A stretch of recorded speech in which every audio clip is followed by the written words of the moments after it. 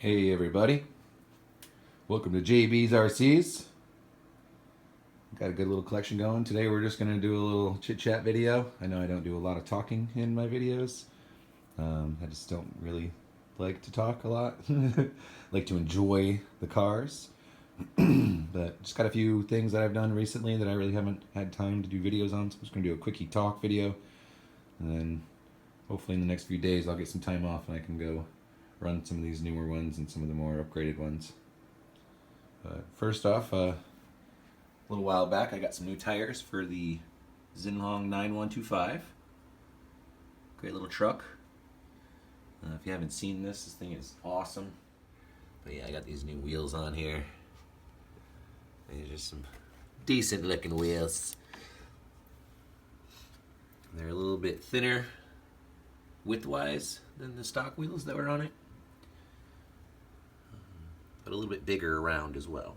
So it's got a little more height to it, a little more ground clearance, easier to bounce over things, because that's kind of what this thing does. Just bounces a lot.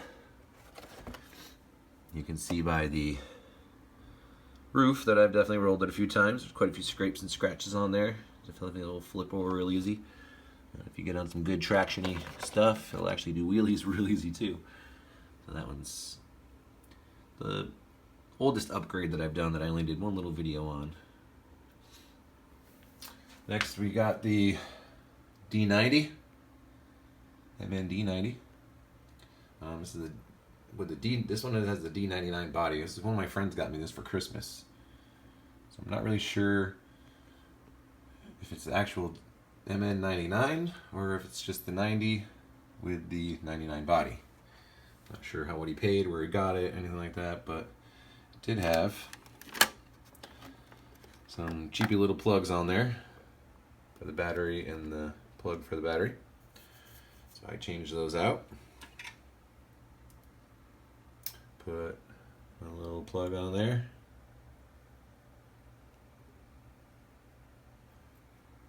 Change the plug on the battery as well.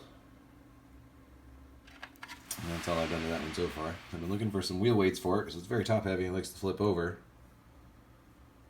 But I can't really find any that fits this small of a truck. Maybe some aluminum rims because the ones that are on there are plastic. And maybe some aluminum ones give a little more weight down there. After that I put a new motor and gearbox. And this bad boy, the C24. So this one's got the, pardon me, that 370 motor now. See it sticking out there with the cooling fins on either side, that light blue cooling fins. And then the metal gearbox. That takes place to the plastic one that goes there. And I did have to change the shaft out. The shaft that was on there was a little bit too short. It was not working with the drive shafts that I have on here. So as you can see now, just enough clearance.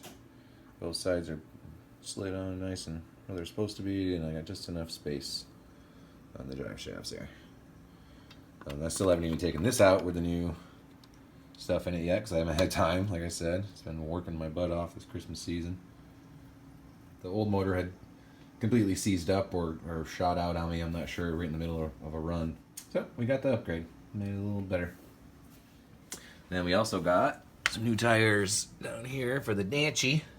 I did do some videos on this one, so obviously we don't need to talk too much about that. You can just go watch the video.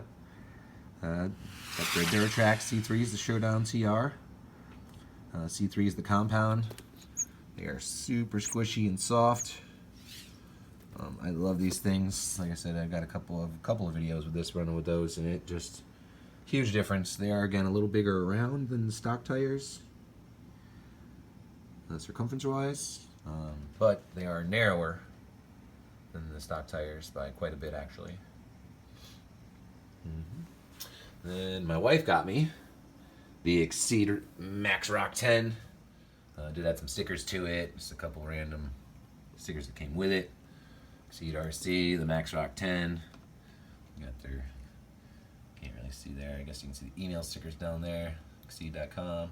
I did put a little Hobby Wing sticker on it, and then my Ovonic. I got a bunch of Ovonic stickers for my battery upgrades. I did some research and found out that the ESC that comes in this is LiPo compatible, and the battery that it had came with was a nickel metal hydride 2000 milliamp 7.2 volt. So I switched it out. As you can see, some soldering here, a little solder situation. Ta-da! And then I have a 5200 milliamp hour 50C Ovonic in there. And 5200 milliamp hour. It's a LiPo, 2-cell LiPo, 7.4 volts, so that's going to give it a little more. But again, I haven't had time, so I haven't even got to try out the new LiPo upgrade. I did turn it on, obviously, and hit the throttle. With the nickel metal hydride, the tires wouldn't even balloon. But with the LiPo, they balloon very easily. We'll see how it goes. Not worried about it though. Like I said, this is something I've had my eye on for a long time. My wife just rated my wish list for Christmas and found it on there, and it was in a price range she was okay with, and she ended up buying it for me. So totally okay with that. And then the last little situation we got is this beautiful SG1203. I know you guys have probably seen some videos on this one. Everybody's got one. They're all talking about them. Great little tank. It's kind of modeled after like the Ripsaw tank, but it does say military on there. I guess there was a military sort of version of this. Very cool little truck. I am really impressed. Little truck. Quite heavy. It's got some good weight to it. It's got these awesome suspensions. This is a tensioner up front here to keep the actual belt nice and tight. We got other suspensions all the way through all these wheels. Everything's tucking up. Drives in the back. It's got 2 motors, one for each side. Doors open up on there, gull-wing doors. Gotta check that out. That's cool. Everybody loves those. I got a couple of Army guys I might stick in there. But interior looks pretty solid as well. Did a pretty nice job on that. Not too detailed, but there's a couple seats in there. As you look up to the front, there's some dials on the dash. Nothing too crazy, but no steering wheel or anything, so definitely room. You could probably fit whole guys in there, even with their legs, because there's actually foot room in there. From what I've seen with this so far, a lot of people are saying it's very heavy in the back, so that's where the motors and everything are, and then the battery goes down here in the bottom, underneath the screw pad. Up this front spot here, this whole front is empty though, so it likes to hop wheelies, and when you're going up hills, it likes to, try to want to roll over, which I'm guessing is pretty good in certain spots, but I don't want it to do that, so even though I haven't even tried it out yet, besides driving it on the carpet here for a minute, just to make sure everything worked when I got it, I'm going to add some weight to the front for sure. I'm not sure if I want to take the battery from the bottom and move it to the front, extend the lines, or if I just want to leave the battery where it is for some weight low and just add some weight here.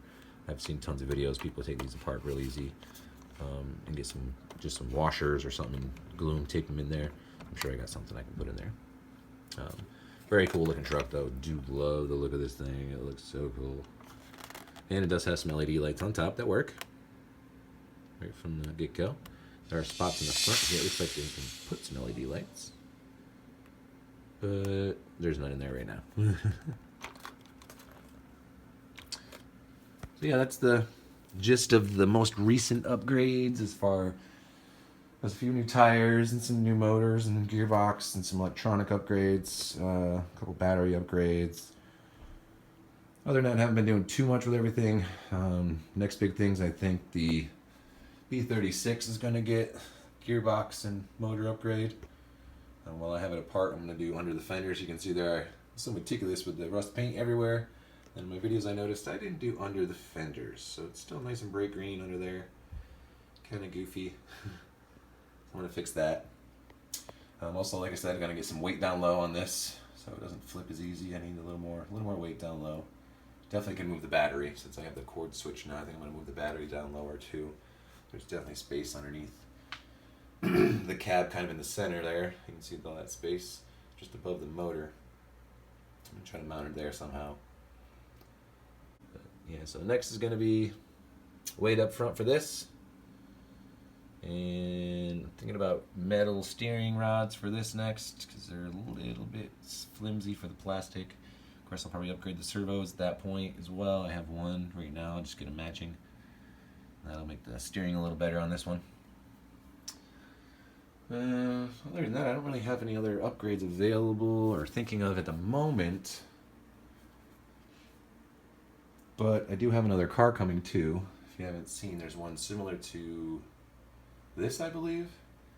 It's the mn-45 model. It's a Toyota FJ, an old Toyota FJ Cruiser. I got the kit version coming in the mail. I do have a receiver or ESC for that one already. Right here. I'm gonna try this bad boy out. This one again has the same little clips on it there. You can see the different clips with the different LiPo, nickel metal hydride. This one's gonna be nice, a little 40 amp ESC that I bought. And we gotta try out the new LiPo. Decent little collection so far. You can see everything here.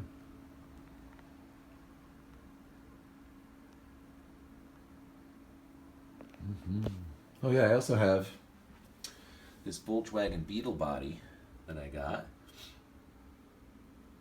I was gonna try to put it on one, but so far I really don't have any that I like it on look-wise, size-wise. It's much bigger than I thought it was gonna be. So, if you guys see any of the cars that I have in the video and think this will fit on there good, so yeah. Everything's working. The only one not is still my little $26.